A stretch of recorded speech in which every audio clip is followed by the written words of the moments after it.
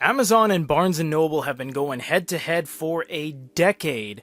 On the left, we have the Kindle Paperwhite 5. This one is actually the signature edition, which comes with a wireless charging and a light sensor and 32 gigs.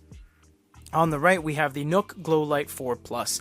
Let's get into it right now. This is 7.8, this is 6.8, so they are different in screen sizes. This is also very big. It's kind of flat. It also has very big bezels around every single side in relation to how small the bezels are here, except for the bottom one. This is to accommodate the physical page turn buttons. These are good for double tapping to do chapter jumps and stuff like that. Now, I must also note that this has a 3.5 Mil headphone jack at the bottom. That is very critical because that means you can now listen to audio physically on this rather than via Bluetooth, which they both have. Now, they both have a top drop down right here. It'll just have all your information, and this one also has the same thing. They both have glow lights as well. The glow lights are pretty much identical. We don't really need to go into that. Check out the full reviews if you want to see that. Neither one of them is any better than the other. Also, they're pretty much the exact same screen technologies because they both come from the same company. They both come from E-Ink Taiwan. Let's look at the home screen. If you look at the home screen on both of these, Amazon is majoritively the store. You have the store icon, you have all of this is the store, the search is the store, and everything below that is all the store. On the Barnes & Noble, it's roughly the same thing. The bottom half is the store, and you have the store button right there. Hey, we're talking about the store a lot. Let's look at the store. What we're going to do is go to books, and we'll go to books on both of these. Doesn't matter what we choose. We'll just choose mystery, thriller, and then crime and fiction. We'll choose a book on here, and we'll get an idea of what your buying decision looks like. Neither one of these are any faster than the other either because they're both kind of just e-book readers at their absolute core. They don't have any Android kind of APK installation theme around them, so they're just going to be ebook readers. You'll notice that it says buy for $14.99 and free sample right next to it, identical kind of hit boxes. This one doesn't have that. It's buried. Oh, there it is. So it's kind of like hidden away, the try a sample. So they kind of make you do other things first and try to find it rather than it just being right there where there is already an open space. If you go like this, you can swipe up and down and all the information is going to be there, whereas on the Barnes & Noble, it is tabbed. You have customer reviews, editorial reviews, and more like this. So we must mention one thing. Number one, this N button is terrible. Half the time it doesn't work and you don't really never know how to press it, and the N never really seems to go down properly because it's no longer a physical N button. It's a software driven bezel flat tap, and there's no haptic feedback, so you don't know if it actually did anything. If you are in the States, you have a decision to make, Amazon or Barnes & Noble, because that's where Barnes & Noble exists, in the States. If you live outside of the States, don't buy this. It's harder to get things. In fact, in order to download content, you can't download it on the actual e-reader. You have to go on your PC or your smartphone, download it, sign into your account, go over here, press synchronize, and then you'll get it. Because it doesn't have the ability to download things on the unit itself outside of the USA. So that is a decision you have to make if you are deciding between both of these. We have many customers from Singapore and Australia and Malaysia and stuff that buy the Barnes & Noble as we are the distributor for them internationally. Barnes & Noble doesn't sell this internationally, we do. So Amazon and Barnes & Noble both have their own little mini social media experience, and they are technically classified as social media. You do have readouts on the Barnes & Noble, and you have Goodreads on the Kindle. Now, Goodreads is more of an experience of social media because you have friends and books and recommendations and things like that. You can look at people's profiles. This is a social media world where you can commingle with other readers, suggest books, see what people are currently reading. You can set things to, I've already read it, I want to read it, I suggest this, I can give it star ratings, etc. So there's a lot of things you can do there.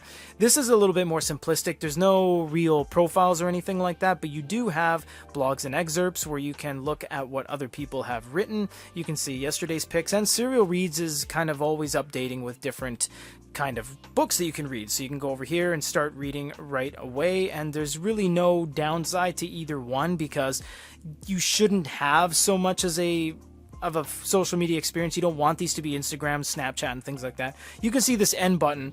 It's just not you never really know what it's doing. It takes forever. It takes 3 or 4 taps. I do not like that end button. I much more like the kind of identifying protruding end button that clicked down. At least you get some sort of recognition and you know what you've done with it. Let's go over to an actual book and see what we can see. So we're going to click on this one right here. This is the way the library looks on both of them. You can see we have audiobooks on here as well, which we are not going to choose because we want to go over to our main books. Both of these are supplied screens by E-Ink Corporation, so they're going to be the exact same kind of overall experience. We're just gonna go look at what we can see here in terms of the way that everything gets laid out. So let's change some fonts because this is too big, and this gives us a good opportunity to look at the kind of ways we can do it. We can press plus and minus on here, and you have your size bar selector on here. Everything changes live in the background on both of these. You have margins, line spacing, justification, same thing on here, orientation, layout, etc. You also have more, which gives you reading progress and all that fun stuff. So in that regard, you do have full customization on both of these units, and neither one has any more or less features in that sector. Now, the Barnes & Noble does a chapter jump, and I absolutely think that is super useful. If I want to go in between chapters, I can do so by using any one of the 4 buttons and pressing them twice.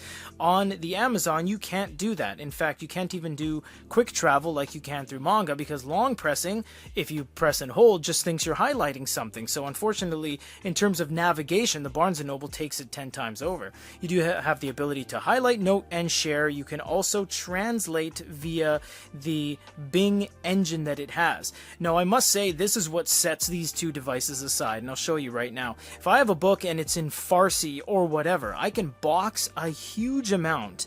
I can go over here and say translation, and it's instantly going to change from any language to any language I see on the drop down within a second.